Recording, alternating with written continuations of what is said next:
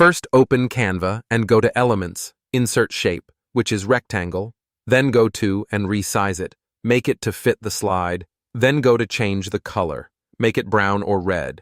We will start with red, and let's add your text here. Let's type our text. Strawberry.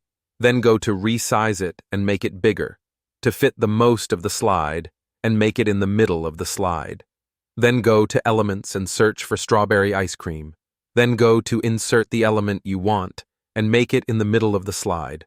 Let's resize it and rotate it little, and let's insert some small elements like strawberry and put it separated among the slides, and resize it rotated.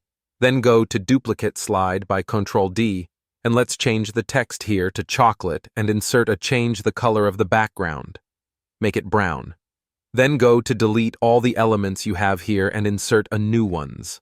Let's search for ice cream, chocolate, and select the element you want. Rotate it and make the same steps again. Let's choose a chocolate bar and make it among the slides separated, and let's change its size. It's a duplicate it again and make it with a pistachio, and let's change the elements again, and the same and the previous steps.